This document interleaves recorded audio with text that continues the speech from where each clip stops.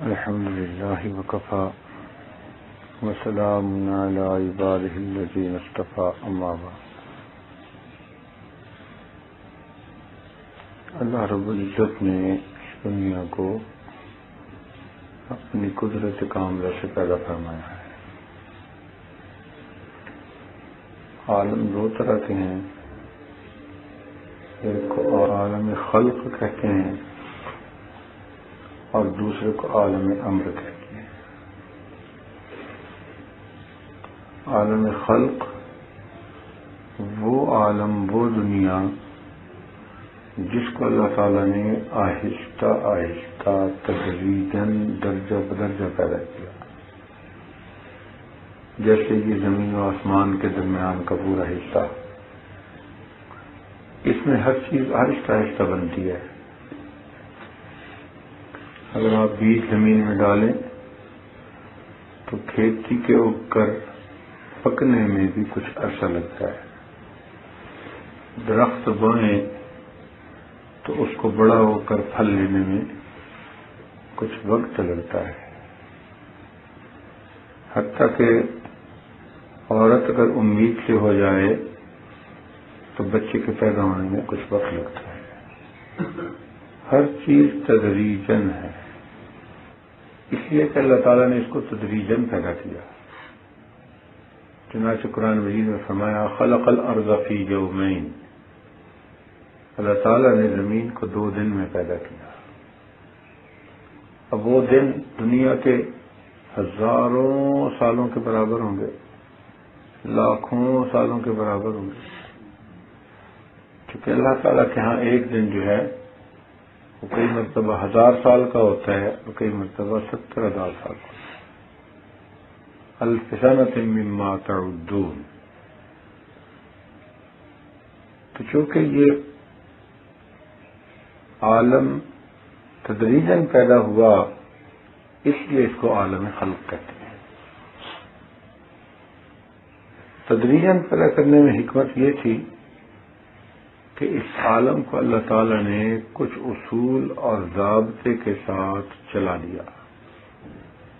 چنانچہ ان اصولوں کو فزیکل لاز کہتے ہیں.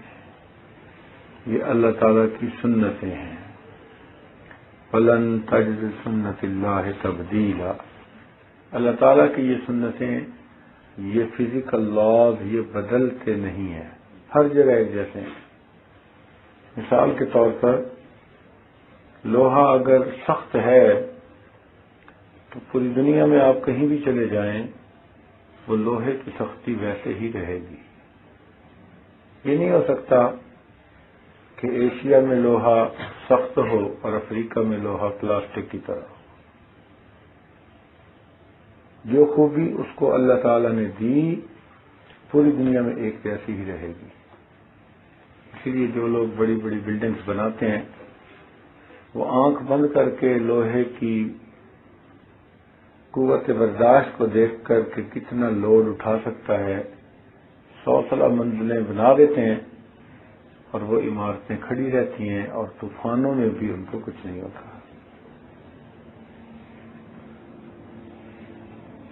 تو یہ کائنات اللہ تعالیٰ کے حکم سے چل رہی ہے. اگر اس کو انسان عقل کے ذریعے سمجھنے کی کوشش کرے تو یہ اس کی عقل سے بالا تر ہے. اس کو یہ نظام سمجھ نہیں آ سکتا. وہ سمجھتا ہے کہ کچھ قوانین ہیں جو خود بخود لاگو ہو رہے ہیں اور وہ اس کائنات کو چلا رہے ہیں. تو سوال پیدا ہوتا ہے کہ ان قوانین کا بنانے والا بھی تو کوئی ہوگا. تو جو سیدھی عقل ہو، عقل سلیم ہو، وہ تو پہچان لیتی ہے.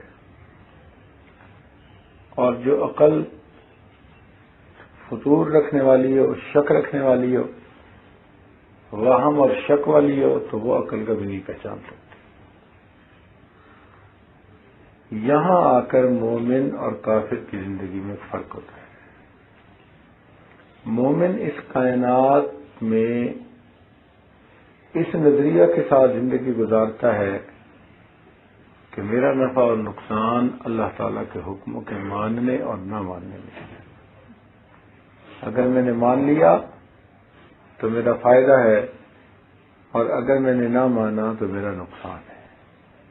جبکہ کافر وہ مشاہدے کا بندہ ہوتا ہے، وہ اپنی آنکھ سے ہر چیز دیکھتا ہے پھر قدم اٹھاتا ہے، کیونکہ وہ اپنی سوچ سمجھ کے مطابق کام کر رہا ہوتا ہے، تو کئی مرتبہ اس کی عقل اس کو دھوکہ بھی دے دیتی ہے۔ عقل کے ہاتھوں اسے ندامت بھی اٹھانی پڑتی ہے، اور مومن چونکہ اللہ تعالیٰ کے وعدوں پر بھروسہ کرتا ہے، اس لیے مومن کو ہمیشہ کامیابی ہوتی ہے۔ جس پروردگار عالم نے اس کائنات کو بنایا، اسی نے اس میں زندگی گزارنے کا طریقہ بھی سکھایا۔ اس طریقے کے مطابق ہم اگر زندگی گزاریں گے تو ہمیں فلاح نصیب ہوگی۔ اللہ تعالیٰ ارشاد فرماتے ہیں، من عمل صالحا من ذکر او انثى وهو مؤمن فلنحيينه حیاة طیبہ۔ جو کوئی بھی نیک ایمان لائے اور نیک عمل کرے تو ہم اس کو پاکیزہ زندگی عطا کر دیں گے۔ تو یہاں وعدہ ہے پاکیزہ زندگی کے ملنے کا ایمان اور اعمال صالحہ کے ساتھ۔ تو اگر ایمان لانے کے بعد کوئی بندہ نیک اعمال میں ڈٹ جائے تو اللہ تعالیٰ کی طرف سے اسے عزت نصیب ہوں گی، اللہ تعالیٰ کی طرف سے اس کو سکون دل والی زندگی نصیب ہوگی۔ آج دنیا اپنی من مرضیاں کر رہی ہے تو ساتھ پریشان بھی ہو رہی ہے۔ آپ پوری دنیا کا چکر لگا کے دیکھیں، سکون نام کی چیز آپ کو ملنے نہیں گی۔ اگر یہ ملے گی تو ایمان والوں کے دلوں میں ملے گی۔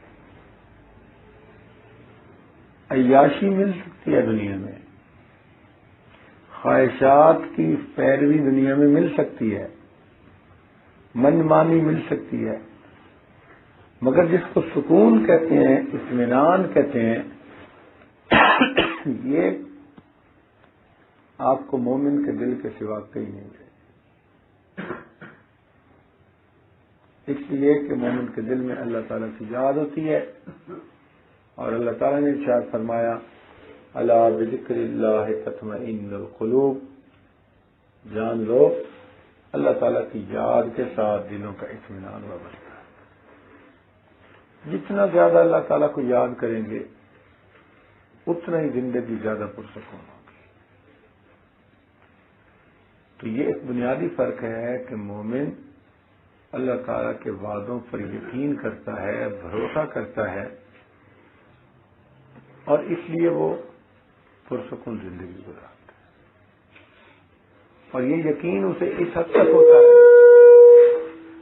تک ہوتا ہے کہ اگر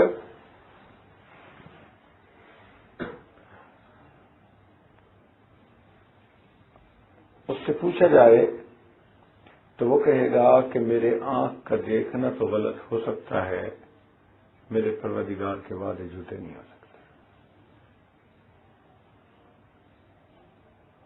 سیدنا علی رضی اللہ تعالیٰ عنہ فرمایا کرتے تھے کہ مجھے بغیر دیکھے جنت اور جہنم پر اتنا یقین ہے کہ اگر میں ان کو آنکھوں سے دیکھ بھی لوں تو میرے یقین میں ذرہ بھی اضافہ نہیں ہوگا۔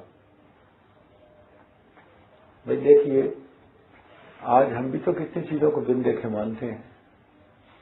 سعودی عرب تو تھوڑے لوگوں نے دیکھا ہے اور مانتے سارے ہی ہیں۔ جنہوں نے نہیں دیکھا وہ کیسے مانتے ہیں؟ وہ اس طرح مانتے ہیں کہ لوگ وہاں گئے، انہوں نے حج کیا اور آ کر حالات سنائے۔ اب حالات سن کر ان کو اتنا پکا یقین ہو گیا کہ وہ جا کر اگر بیت اللہ کو آنکھوں سے دیکھ بھی لیں تو ان کے یقین میں اضافہ نہیں ہوگا۔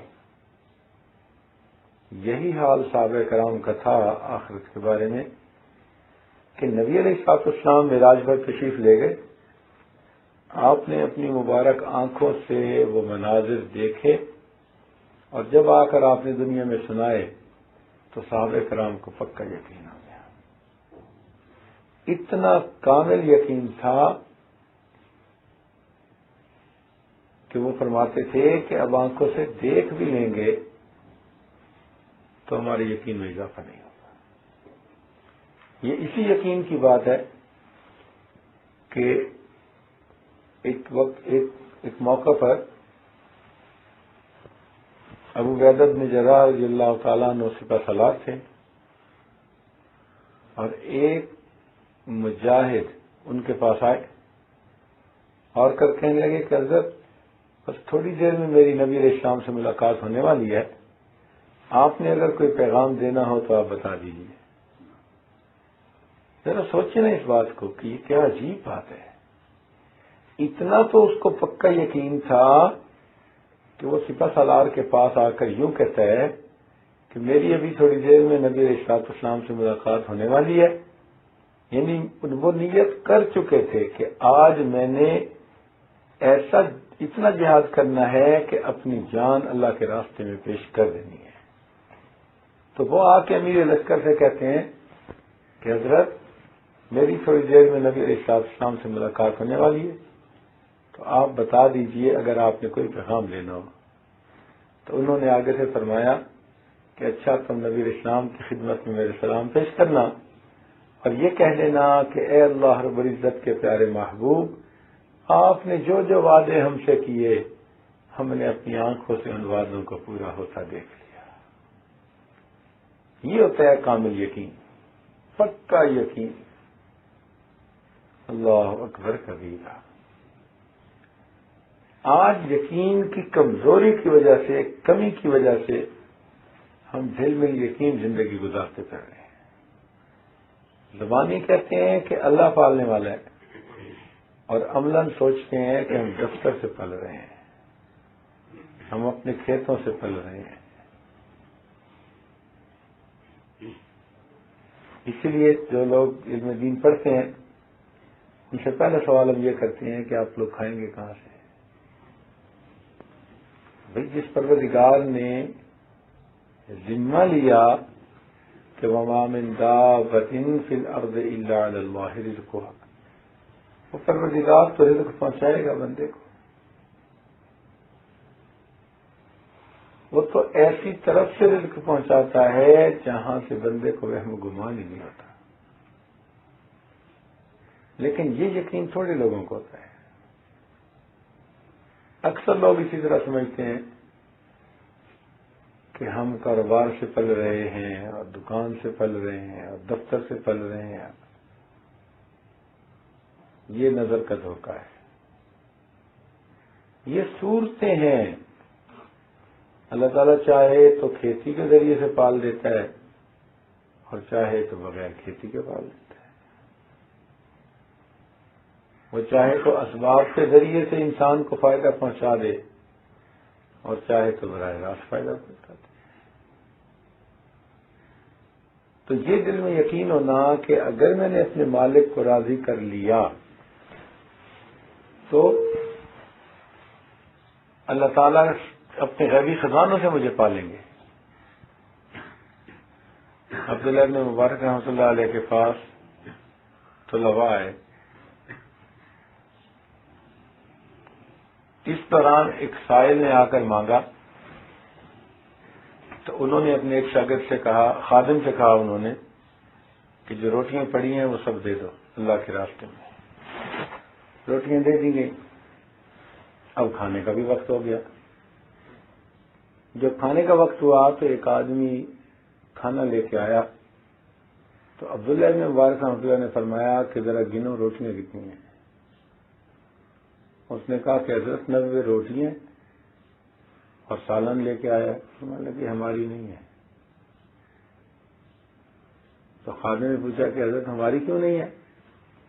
فرمایا اس لیے کہ جو روٹیاں میں نے کہیں تھی دے دو وہ 10 تھیں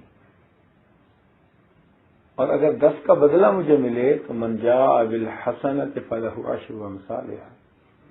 10 گنا تو ملنا ہی ہے نا، اس سے تو نیچے کا کوئی مسئلہ ہی نہیں. تو کم از کم تو 10 گنا ہوتا نا، تو 100 روٹیاں ہونی چاہیے تھی، 90 نہیں ہونی چاہیے. اس نے کہا حضرت یہ کھانا ہمارا ہی ہے. جب آپ نے مجھے حکم دیا کہ روٹیاں فقیر کو دے دو تو میں نے 9 دی تھی، ایک رکھ لی تھی کہ شاید آپ کو کھانے کی ضرورت پیش آئے، تو 9 کے بدلے 90 مل گئی. سمجھ لگے ہاں یہ ہمارا ہی رزق ہے جو اللہ نے ہمیں واپس لوٹا دیا. اتنا یقین تھا ان لوگوں کو کہ اللہ تعالی ہمارے ساتھ ایسا معاملہ کریں گے. اس کے بعد مستعمل رحمۃ اللہ علیہ فرمایا کرتے تھے ساری زمین تانبے کی ہو جائے اور ساری مخلوق میری عیال بن جائے اور سارا سال آسمان سے ایک قطرہ بھی پانی بارش کا نہ برسے، مجھے پھر بھی پرواہ نہیں، اللہ تعالیٰ میری اتنی عیال کو پھر بھی پال کے دکھائیں گے. حیرت کی بات تو یہ ہے کہ جس چیز کا ذمہ اللہ تعالیٰ نے لیا اس کے لیے ہم فکر مند ہوتے پھرتے ہیں، اور جس چیز کا ہمیں ذمہ دار بنایا کہ نیک اعمال کرو ان میں ہم سستی برتتے پھرتے ہیں. دنیا میں آدمی دوسرے کے کام میں دخل اندازی کرتا پھرے نا تو اس کو کہتے ہیں تجھ کو پرائی کیا پڑی اپنی نبیڑ تو. ہمارا حال دیکھو کہ جس کا ذمہ پروردگار نے لیا کہ وَمَا مِن دَابَّةٍ فِي الْأَرْضِ إِلَّا عَلَى اللَّهِ رِزْقُهَا، کہ جو بھی زمین پہ چلنے والی اور جاندار ہیں ان سب کا رزق ہمارے ذمہ ہے. اس کے لیے پریشان کرنا کیا چاہیے؟ ہاتھ باندھ کے گھر بیٹھ جائیں؟ نہیں، اپنی طرف سے کوشش کرنی چاہیے اور نتیجہ اللہ تعالیٰ کی ذات پہ چھوڑ دینا چاہیے. غمزدہ پریشان ہونے کی کوئی ضرورت نہیں. محنت کرنا یہ ہماری ذمہ داری ہے. دیکھیں بھائی، کھانا کھانا ہماری ذمہ داری اور بھوک کا اتارنا یہ اللہ تعالیٰ کا اختیار. ایسا نہیں ہوتا کہ کھانا کھانے کے باوجود بھوک نہیں اترتی. ایک بیماری ہے جو البقر، اس میں انسان کھا کھا کے اپنا پیٹ بھر لیتا ہے اور پھٹنے کو آتا ہے اور بھوک نہیں اترتی. ایک بیماری ہے استسقاء، پانی پی پی کے انسان کا حال برا ہوتا ہے، پیاس ختم نہیں ہوتی. اللہ تعالیٰ چاہتے ہیں تو کھانا کھا کر پھر بھوک اتار دیتے ہیں اور کبھی کھانا کھا کے بھی بھوک نہیں اتارتے. وہی دودھ انسان پیے تو اس کو صحت ملتی ہے، اور کئی مرتبہ اسی دودھ کو پینے سے اللہ تعالیٰ انسان کی موت واقع ہو جاتی ہے. لوگ کہتے ہیں جی فوڈ پوائزننگ ہو گئی. تو وہ جس چیز کو چاہتے ہیں خیر کا سبب بنا دیتے ہیں، جس کو چاہتے ہیں شر کا سبب بنا دیتے ہیں. خیر اور شر اللہ تعالیٰ کے اختیار، نفع اور نقصان اللہ تعالیٰ کے اختیار. تو بجائے اس کے کہ ہم چیزوں کے پیچھے بھاگیں، بہتر یہ ہے کہ ہم اس پروردگار کے بندے بن کر رہیں جو نفع اور نقصان دینے کا اختیار رکھتا ہے. اس راز کو صحابہ کرام نے سمجھ لیا تھا. ان کو اللہ تعالیٰ کے وعدوں پہ پھر بھروسہ ہو چکا تھا.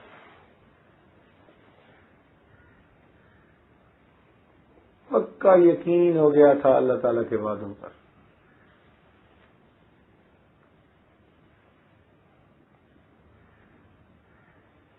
اگر ہم اللہ تعالیٰ کے فرما بردار بندے بن کر رہیں گے تو اللہ رب العزت انہی اسباب کو جو ہمیں ذلت کے نظر آ رہے ہیں ہمارے لیے عزت کے اسباب بنا دیں گے. وَتُعِزُّ مَن تَشَاءُ وَتُذِلُّ مَن تَشَاءُ. اللہ تعالیٰ آپ جسے چاہتے ہیں عزت دیتے ہیں اور آپ جسے چاہتے ہیں اس کو ذلت دے دیتے ہیں. یہ تو برتن ہے، جیسے گلاس کے اندر پانی چاہو تو ڈالو اور چاہو تو دودھ ڈالو. دودھ ڈالنا اور پانی ڈالنا یہ اختیار بندے کے اپنے پاس. اسی طرح یہ اسباب برتن ہیں، اللہ تعالیٰ چاہتے ہیں تو اس میں نفع ڈال دیتے ہیں، جب چاہتے ہیں اس میں نقصان ڈال دیتے ہیں.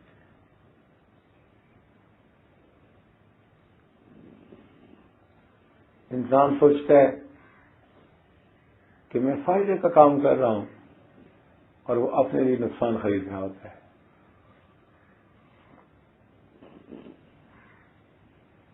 اب دیکھیے، ایک آدمی نے جانا تھا ریل گاڑی پر کراچی،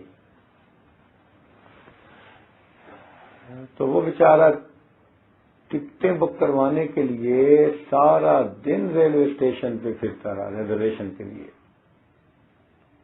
ادھر سے بھی سفارش کروائی، ادھر سے بھی سفارش کروائی، بڑی کوشش کے باوجود شام تک اس کی سیٹ ریزرو نہ ہوئی.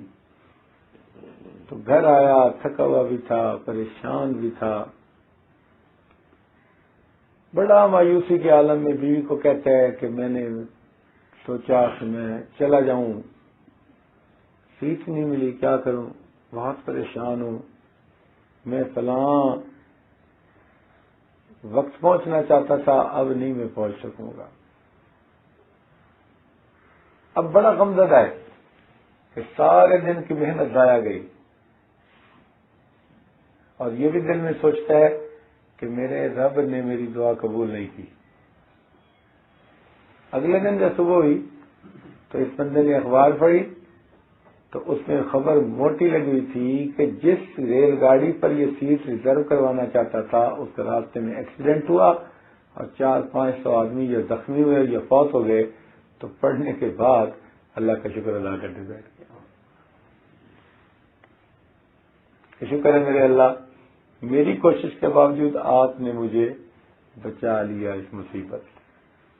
اب دیکھیے، وقت سے پہلے کیا تھا کہ اس کام کے نہ ہونے سے غمزدہ ہوتا پھر رہا تھا، شکوے کر رہا تھا، اور جب حقیقت کھلی اب اللہ تعالیٰ کا شکر ادا کر. یہی بندے کا حال ہے، کیونکہ اس کی آنکھوں کے آگے پردے ہیں.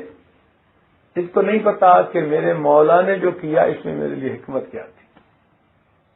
حقیقت یہ ہے کہ اللہ تعالیٰ بندے کے لیے جو کرتے ہیں اس میں حکمت ہوتی ہے، اس کے دینے میں بھی حکمت ہوتی ہے، اس کے نہ دینے میں بھی حکمت ہوتی ہے.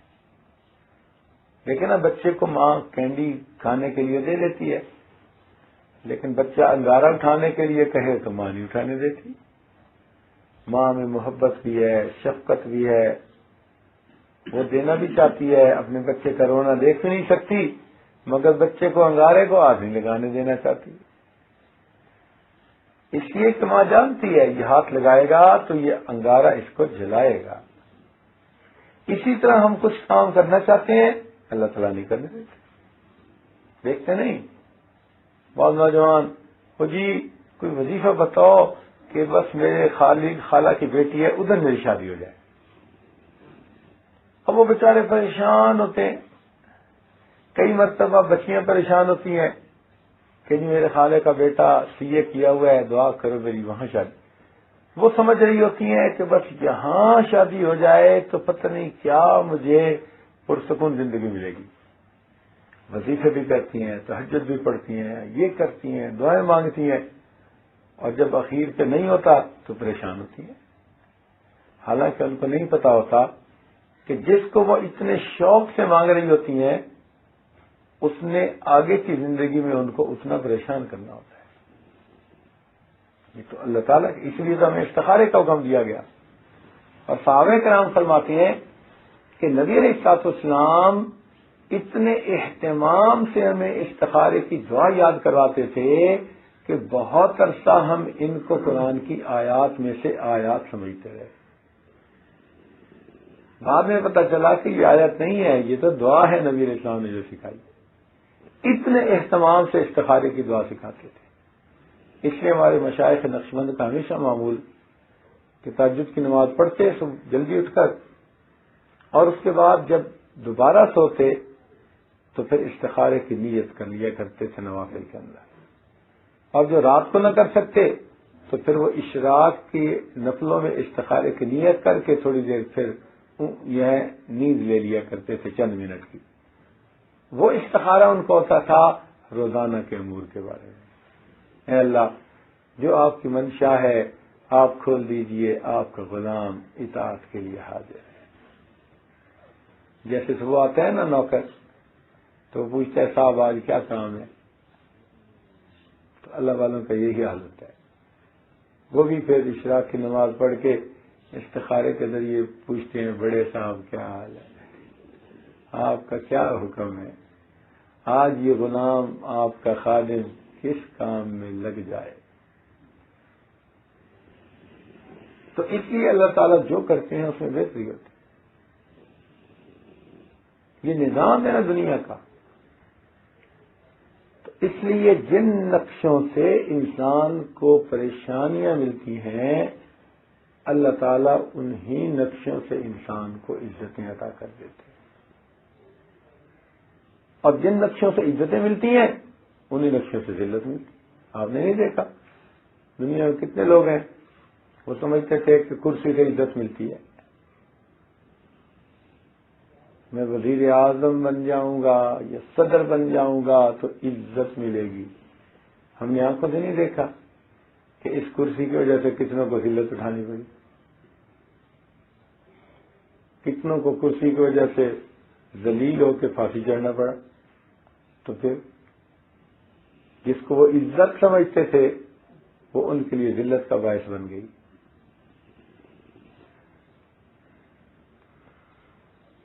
تو عالم اسباب میں مومن اسباب اختیار کرے مگر نتائج کو اللہ تعالیٰ کی ذات پر چھوڑ دے۔ اللہ تعالیٰ کی مدد شامل حال ہو گئی تو اللہ تعالیٰ اس کے لیے عزتوں کا معاملہ فرمائیں گے، چونکہ اس نے وعدہ کر لیا وَلِلَّهِ الْعِزَّةُ وَلِرَسُولِهِ وَلِلْمُؤْمِنِينَ، عزت اللہ کے لیے، اس کے رسول صلی اللہ علیہ وسلم کے لیے اور ایمان والوں کے لیے۔ وہ ایمان والوں کو عزتیں دیتا ہے۔ ہمارا پروردگار اتنا کریم ہے کہ وہ اپنے بندوں کو دنیا میں لیٹ ڈاؤن نہیں ہونے دیتا۔ آج ذرا سا کوئی با اختیار ہو نا افسر تو وہ اپنے کسی ماتحت کو کہتا ہے تم جو مرضی کرو میں تمہیں لیٹ ڈاؤن نہیں ہونے دیتا۔ دیکھو دنیا کے لوگوں کا یہ حال ہے، اللہ تعالیٰ تو اختیار والے ہیں۔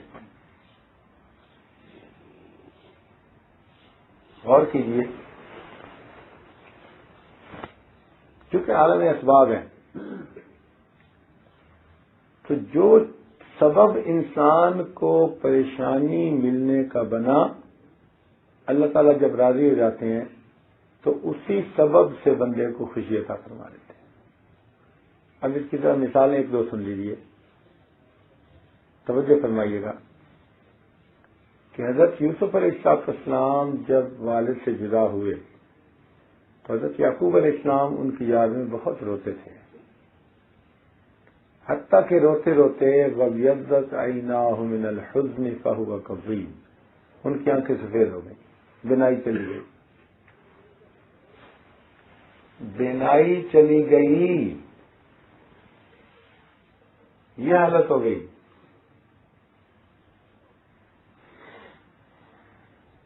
اب جب اللہ رب العزت کے سامنے وہ روئے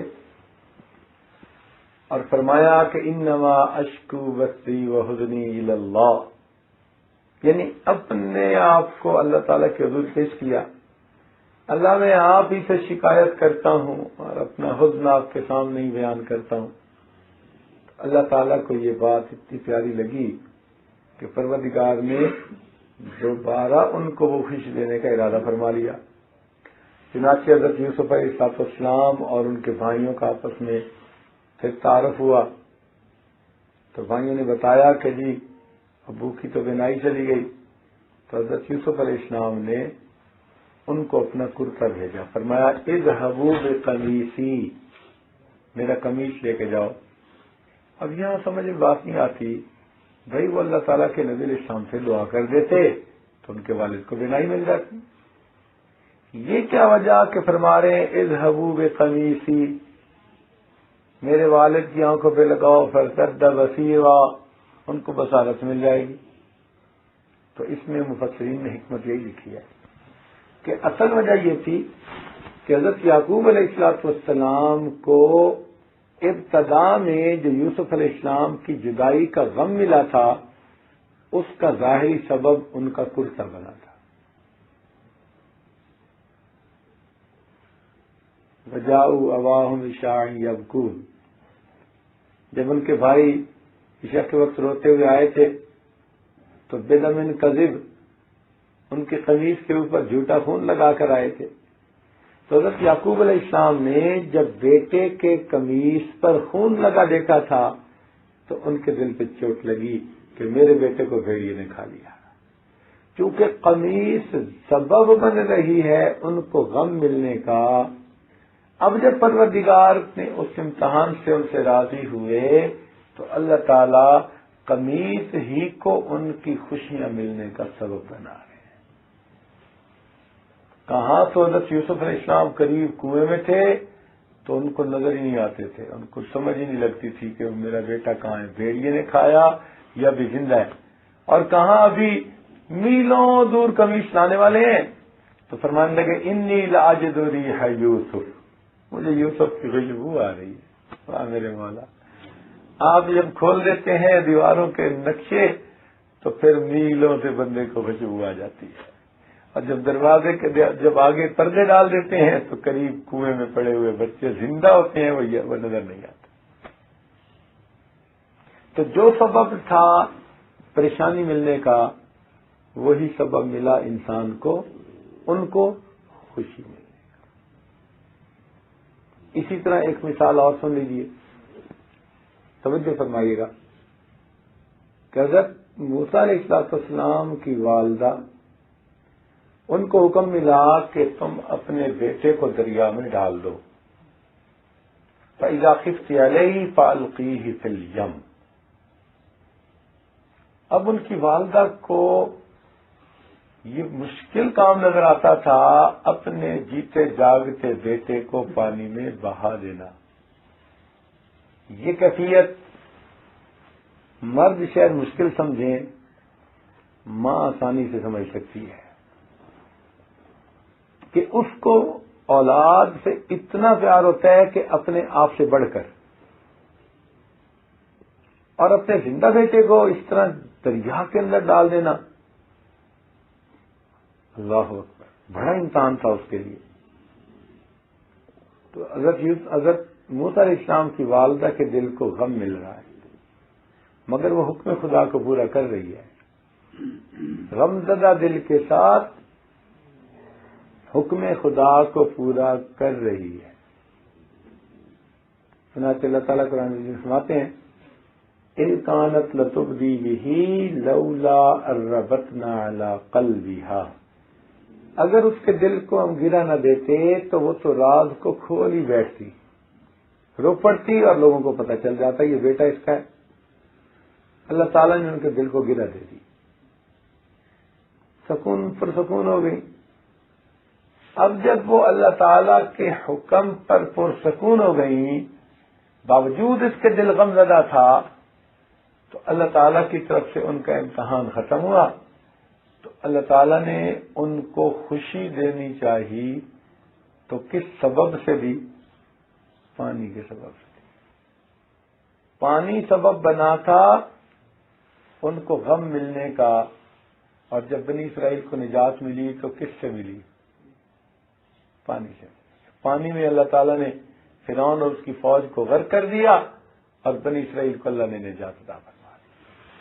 تو اس سے پتہ چلتا ہے کہ جو سبب بنتا ہے انسان کی پریشانی کا، اگر انسان حکم خداوندی پر جمع رہے اللہ تعالیٰ اسی سبب کو خوشی کا سبب بنا دیتے ہیں.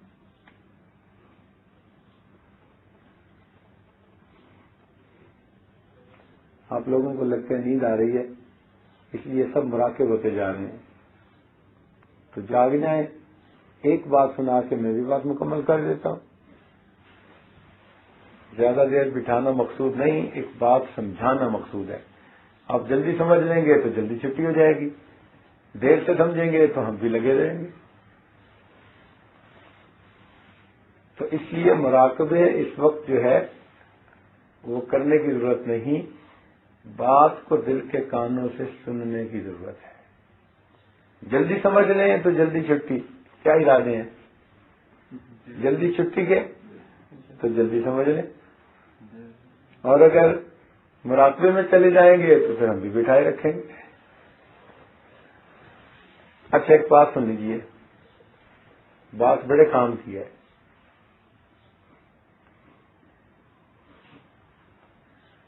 ابرہہ ایک بادشاہ تھا یمن کا،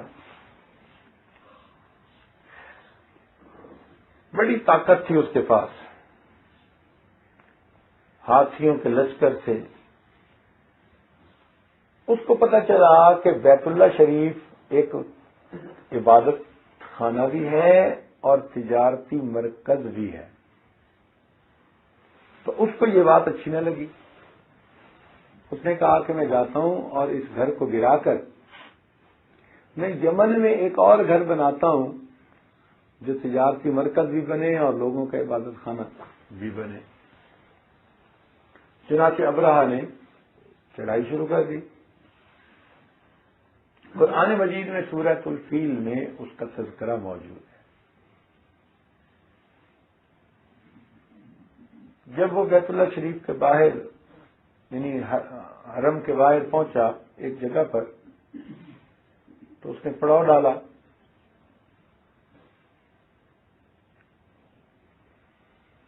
عبد المطلب کے 70 اونٹ تھے جو چر رہے تھے. اس کے فوجیوں نے وہ اونٹ پکڑ لیے.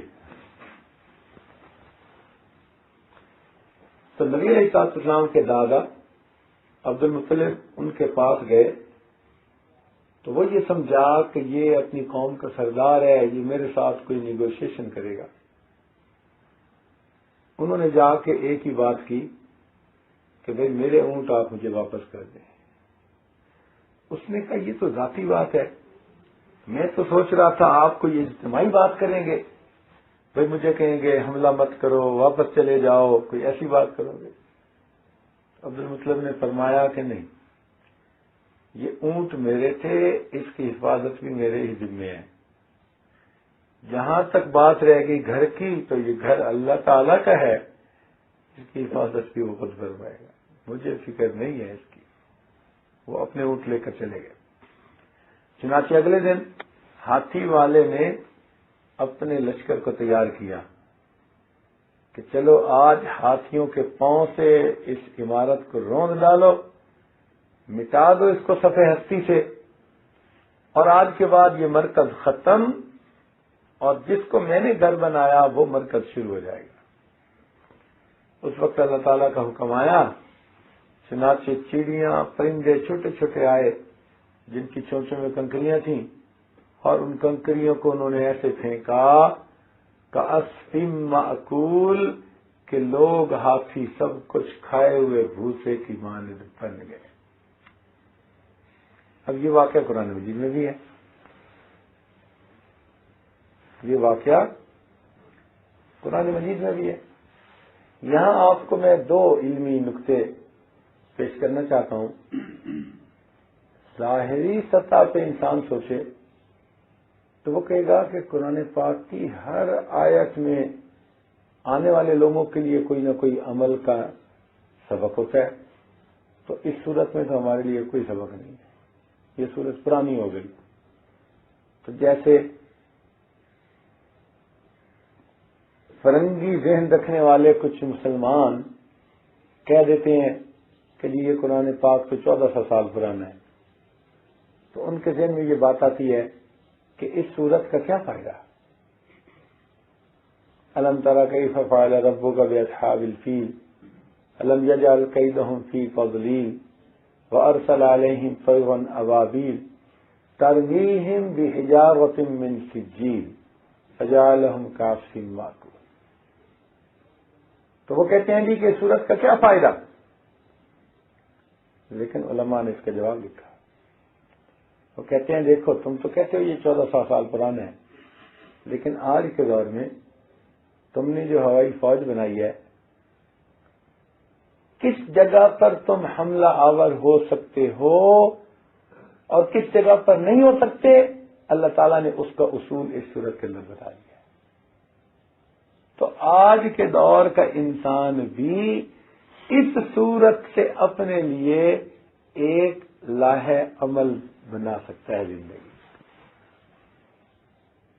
کہ دشمن کون سا کام کرے تو تم اس کے اوپر اسی طرح حملہ کر سکتے ہو جہازوں سے جس طرح کے ابابیل کو اللہ نے بھیج کر ان ہاتھیوں کے لشکر کو ختم کروا دیا تھا۔ اب دیکھیے 1400 سال پہلے نہ ہوائی جہاز تھے نہ کچھ اور تھے، لیکن اللہ تعالیٰ نے اس وقت بھی قانون ایک بنا دیا۔ ظاہری نظر رکھنے والے بندے کو یہ صورت بے فائدہ نظر آتی ہے، حالانکہ اس صورت میں بھی ہمارے لیے زندگی گزارنے کی رہنمائی موجود ہے۔ لیکن دوسرا علمی نقطہ یہ ہے کہ اللہ تعالیٰ اگر چاہتے تو ہاتھیوں کو زمین میں دھسا دیتے،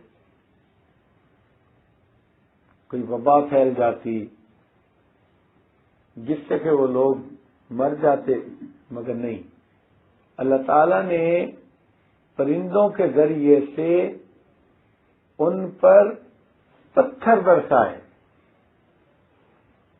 اس میں کیا حکمت تھی؟ اس حکمت کو سمجھنے کی ضرورت ہے۔ اکثر مفسرین نے یہ بھی لکھا جواب اس کا کہ وہ چونکہ طاقت کے نشے میں تھا، متکبر تھا، تو اللہ تعالیٰ نے اسے ایک نازک سی چھوٹی سی مخلوق سے مروا دیا کہ او متکبر، ہم تیرے تکبر کا علاج کرتے ہیں، اور جو چیز بہت کمزور سمجھی جاتی ہے ہم اس سے تجھے تہس نہس کروا کر دکھا دیتے ہیں۔ یہ بھی نقطہ ٹھیک ہے، یہ طاقتور متکبر کو اللہ تعالیٰ نے کمزور سے مروا دیا۔ اللہ تعالیٰ جب چاہتا ہے چڑیوں سے باز مروا دیا کرتا ہے۔ یہ بھی ایک علمی نقطہ ہے اور یہ بھی اپنی جگہ ٹھیک ہے، لیکن ایک اور علمی نقطہ ایک تفصیل میں نظر سے گزرا، وہ علمی نقطہ یہ کہ ابرہہ چلا تھا اللہ تعالیٰ کی ترتیب کو بدلنے کے لیے۔ وہ یہ چاہتا تھا کہ اللہ تعالیٰ کا جو عزت والا گھر ہے میں اس کو صفر کر دوں، اور جو میرا اپنا بنایا ہوا صفر گھر ہے اس کو میں عزت والا کر دوں۔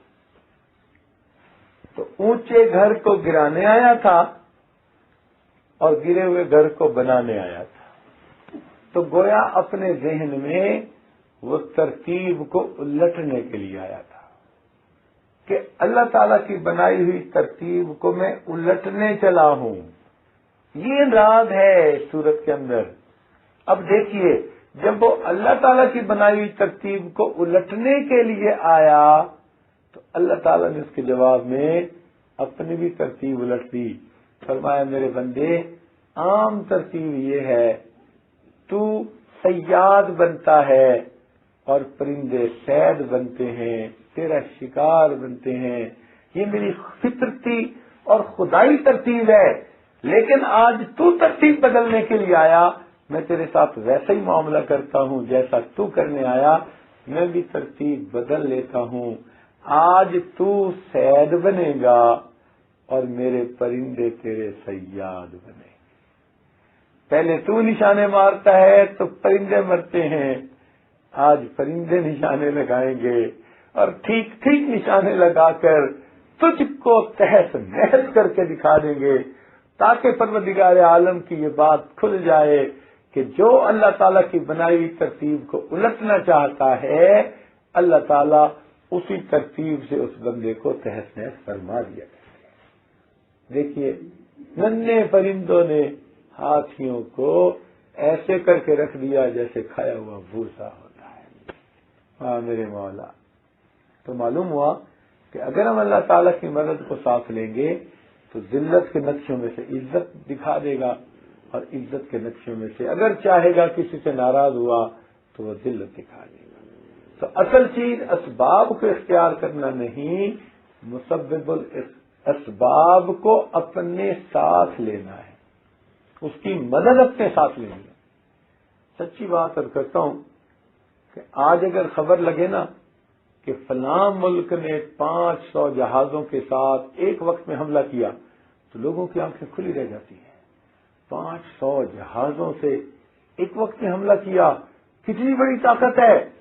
سنو، یہ 500 جہاز کیا چیز کرتے ہیں؟ میدان بدر میں اللہ رب العزت نے اپنے پیارے محبوب صلی اللہ علیہ وسلم کی مدد کے لیے 5000 فرشتوں کو اتارا تھا۔ اب ایک فرشتے کی طاقت کا اندازہ لگا سکتے ہیں؟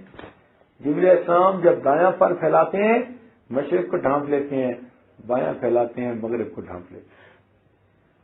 ان کی تیز رفتاری کا یہ عالم ہے کہ اگر سدرۃ المنتہا پہ وہ ہوں اور پانی کا قطرہ زمین سے ایک بالش کے فاصلے پر ہو تو اس سے پہلے کہ پانی کا قطرہ زمین پر گرے وہ سدرۃ المنتہا سے زمین پر آ کر پھر واپس جا سکتے ہیں۔